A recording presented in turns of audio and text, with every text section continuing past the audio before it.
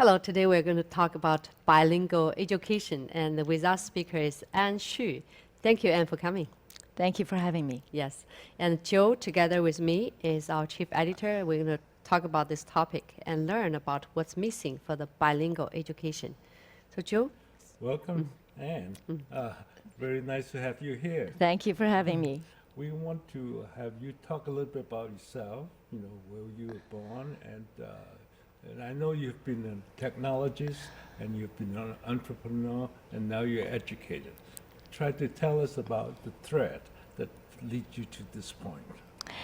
Very good question, Joel. Yes, how did I pivot so many different times in my career and arrive at being in education right now? So I'll start off, I was born in Beijing, China, in Tsinghua University, and immigrated to the US with my parents when I was 11 years old.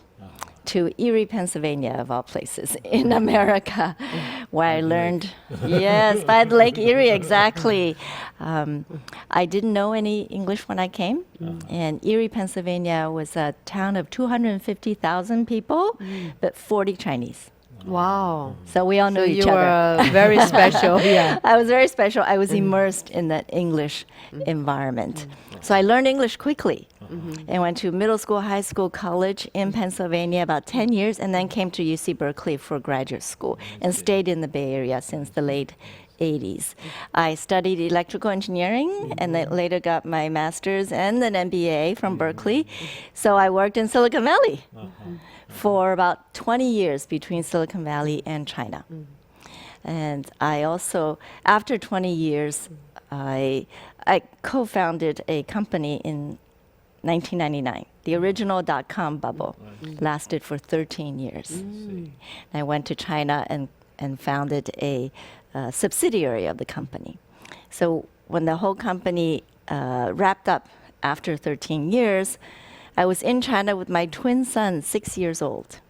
And I thought, should I come back to United States or stay in China? And I want, of course, as Chinese people, we want our children to learn Chinese, right? It's like you don't even have to think that is what you want.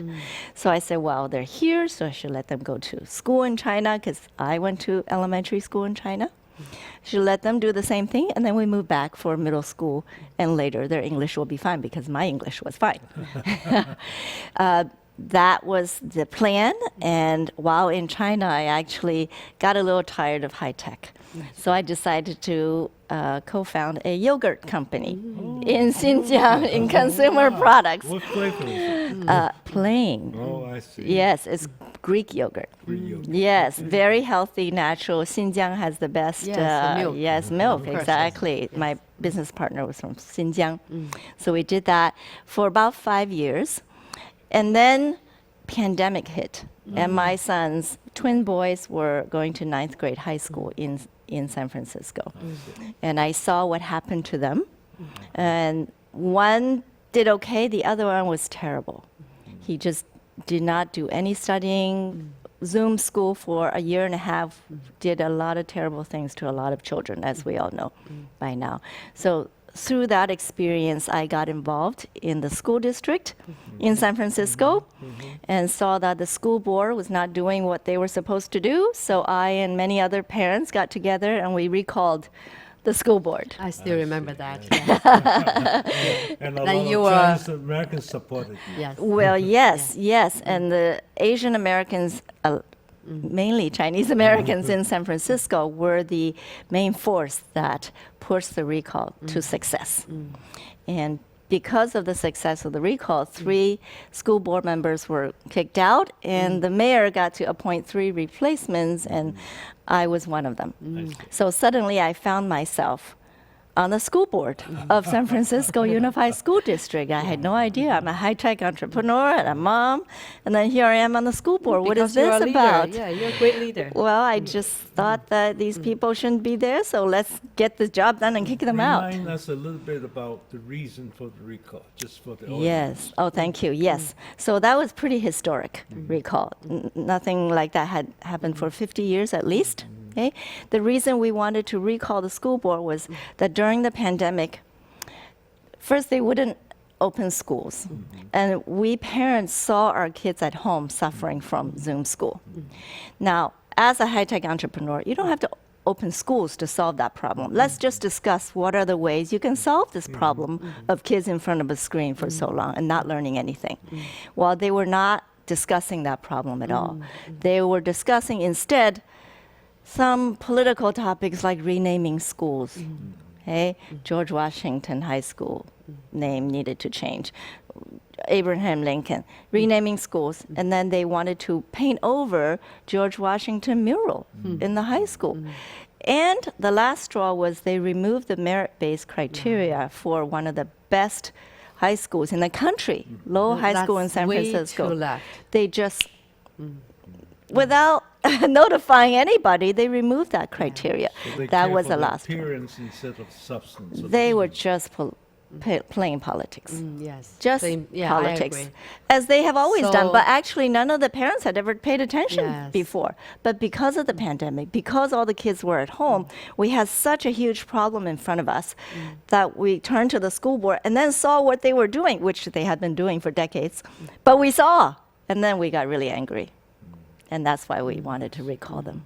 That give us the perspective on what kind of person you are, who you are. Yes, you are always a pioneer, a great leader. So then you started your own school. Yes, so I served on the school board for about a year. Okay? And that experience, let me tell you, was very educational for me. I really What do you didn't learn? know. Oh my gosh, I didn't know how American public education was run. Even though I went through American public education from middle school, high school, college, graduate school, all public schools, and I'm a big supporter of American public education. Yet I found that in the last 20 years, it has become something that is not what I experienced and not really what I want my kids or any kid to experience. That over the past 20 years, it has become more of a political indoctrination What playground. Tell us the name of your school and why is it different? Right. So after that experience, what I found was on the school board, I wanted us to focus on education. That's what schools are for. No, they were not focusing on What do they education. focus on? Politics. Politics. Oh, that's Okay? terrible. Yes. So, and there's a lot of incompetence and corruption, just like any bureaucracy, any government bureaucracy. I didn't realize that public education is like the government, right? Just the bureaucratic processes. And then the incompetence. I'm a high-tech entrepreneur. I'm here in Silicon Valley. We work with people who share the same goals and are Did you try to change? passionate. Did Oh, you I try to change? did. I Yeah. did. First thing I did was I voted to restore the merit-based criteria at Lowell, which the 3 appointees, along with another member, we overturned that. First thing that happened when we were appointed. And then I tried to champion career technical education, right? Not everybody has to go to college after high school. Train people on the trades and all sorts of things. And I saved JROTC. You know about JROTC, right? It's well, San Francisco, not a lot of people support ROTC, so they wanted to get rid of that. So I got on the phone talked to a lot of Army generals in Washington, D.C., and got money from the Army to save that program in San Francisco. So I'm proud of the things that I was able to do, but really I realized that I can't do too much on the big picture. So when I got off the board, I thought, there's so many adults playing politics up here. Yet, standards got lowered. Academic and behavioral standards got lowered. My sons were in high school. It was becoming dangerous, physically dangerous in high school. In what way, physically? Well, there are kids who don't go to class. I was the PTSA president at my son's high school. I'm standing there talking to teachers and security people, just campus security. And I see kids walking around. I said, why are they not in class? Yeah. They say, oh, it's normal. I said, what do you mean it's Oh. normal? Why are you in school if you're not in class? Yeah. Can you get them to go to class? They say, well, if we take them to class, they'll just leave again. Why are they here if they're not in class? Well, a secretary reminded me that it's probably safer for them to be in school Oh, than yeah. not in school. And then I Otherwise, they're gonna- instantly, yeah. they're on the streets. It is not Will be- safe. Yeah, it will be more dangerous, Okay? yes. But they don't want to go to class. And actually, the teachers don't want them in class either, because then they're just disrupting other kids, right? So then you have these bands of, it started as 10, ended at maybe 60 students by the end of the year. They're just roaming around campus, and they're not all together. There's little gangs here and there, right? So it was becoming quite disruptive and unsafe. They will walk by and see a person that they don't like in class. They'll open the door and take that person out and beat them up. During Really? the Yes, class? Yes. Oh, that's terrible. And the teachers are not allowed to touch anybody. Oh, that's Okay. So sad. It really, I didn't know until I got there. And the more that I saw, the more dismayed and actually angry I got. I said, what happened to the American education system Yes. that I experienced, that I benefited from? that's a long story, but today we're going to It talk is. about the bilingual education. But I would Right. like to invite you back and share the stories, especially the truths. This behind is the why scenes. I say, while you're playing politics, I want to help the students because the standards got lowered. You graduate 86% of the high school class, yet many of them read at 5th grade reading level. What are they going to do when they graduate? So who is actually educating the kids? So if I cannot change, if I personally, and I know I cannot change the bureaucracy by myself instantly like we do in Silicon Valley, I can just create a new product. Maybe in 5 years, it would go viral. But education takes a long time Yeah. to change. It didn't take one day to get here, and it won't take one day to get out. So I decided to start my own school to really offer an option for public school families. Your school is named after your father, Bert Shu, right? It Your father was is. a professor. My father was a professor at Tsinghua University in Beijing, and I named the school after him because he really embodied a bicultural life. Not only did he speak both English and Chinese fluently, he really embodied both cultures so that he was able to thrive in both cultures. I see. And here he came at age 46 and was able to kind of flow right into the American culture because he was here while he was 15 and 16 years old, formative years. And then 30 years later, he comes back and flows right in and was able to do a good job professionally and realize his American dream. So It's what's great, the yeah. difference about your school? Why do you? Yeah, there are so many schools and so many language schools Yeah. about language schools. And what's the difference? Yeah. Well, so I wanted to found a school so that we can provide good education for students. How do you define a good education? Thank you, very good. That there are some academic standards, okay, that you don't give everybody an A or B. Okay, that there are standards, rigorous academic standards.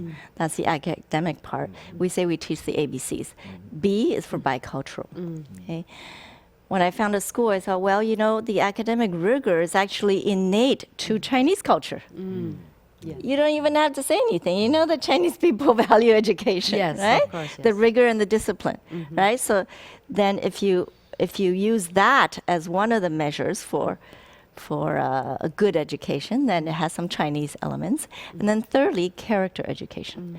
Because really, not everybody's going to be a good student academically, but everybody can be a good person. Yes, that's Right? right. To learn how to be a good person with good morals, with respect for family. It's in Chinese, 修身齐家治国平天下, which is a Confucian saying. Wow. So these things that I believe in because I was born in China, I actually went and lived in China for 10 years. My sons were in China for 6 months old to 10 years old. And I saw the education system there, the good and bad of it.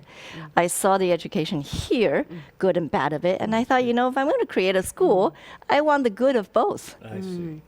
But actually, many parents, they send their kids to the Bilingual school, bilingual that's yeah. right. Yeah, bilingual school is just for them to learn some language. That's right. That's the whole purpose, right? Yes. Yeah, but your school is, you're thinking about, it's not language, it's about culture. That's right. So there's a lot of bilingual schools out there. There's schools that teach a second language, that's Chinese. It's usually middle school and high school that teach a second language. And then about 15 years ago, immersion Chinese schools Yeah, became that's very popular. Very popular Very- everywhere. and that's for Yes. elementary. Yeah. But it's for families who don't speak Chinese at home, so that the kids don't speak Chinese. So you want to immerse them in a Chinese-speaking Language environment, so they can learn to understand and speak, and then read and write. Okay, it's kind of the reverse of me dropping in Erie, Pennsylvania. Right? It's immersion English for me. So they want to create an environment where kids are dropped into an immersive Chinese environment to learn that. But however, if you think about many of our Chinese American families here, especially in Silicon Valley, they speak Chinese at home. Yeah, it's true. The kids already speak Chinese So at why home. they need to send the Why kids to are you immerse right? them? And the only reason is to learn to read and write. But you can do that without immersing them in Chinese, because you're already at school. You're already immersing them in Chinese at home. I see. What they're missing actually is English. And many parents see their kids talking to other kids after a month or two. And they're just talking in English, right? They all speak in English.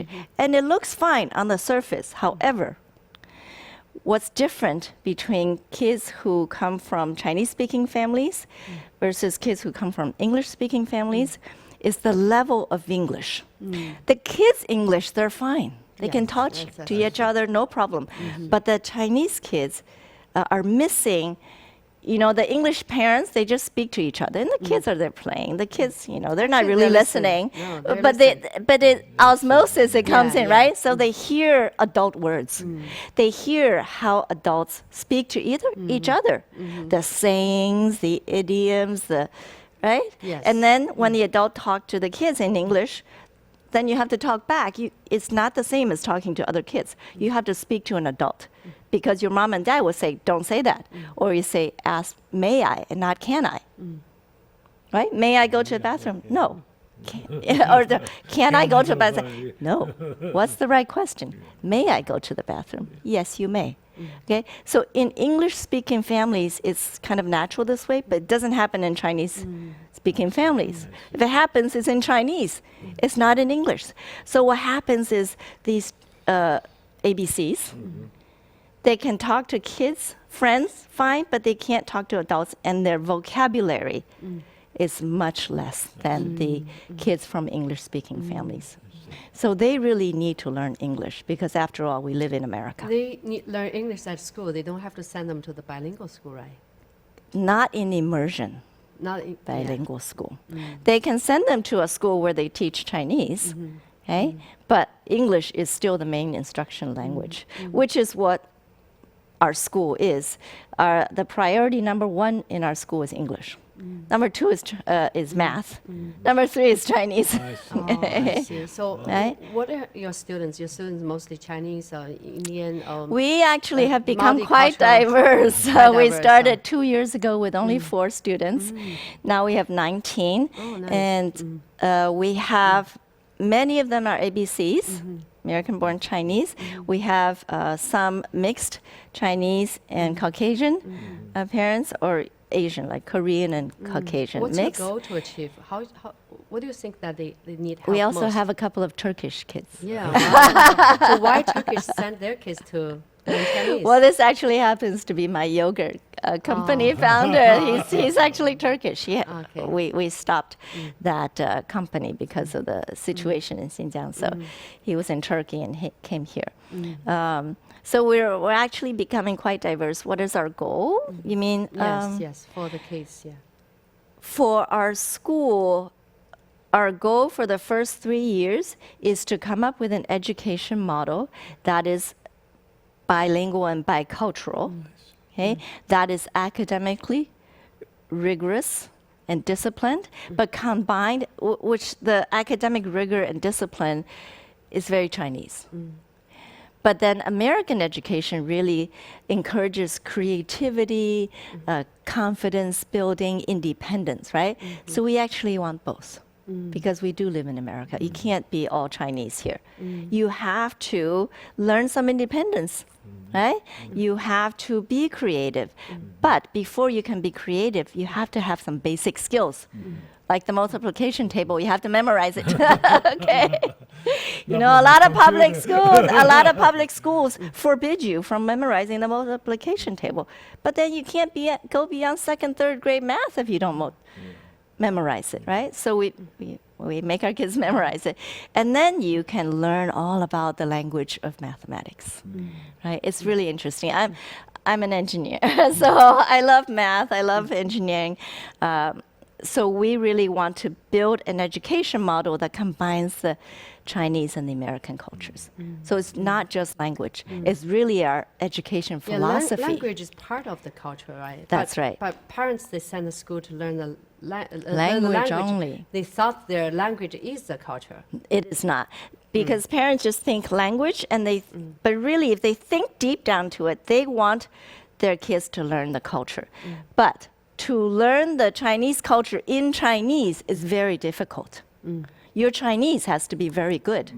And frankly speaking, if you're an ABC, you're going to have to spend a lot of time learning Chinese so that your Chinese is good enough to use that language to learn the culture. And that is at the expense of learning English. I see. And I don't think that's worth it. What we do is actually we teach you Chinese culture in English. So it doesn't cost you so much to learn the Chinese first. You don't have to. Everybody understands English. I can explain Confucianism in English. I can explain Taoism in English.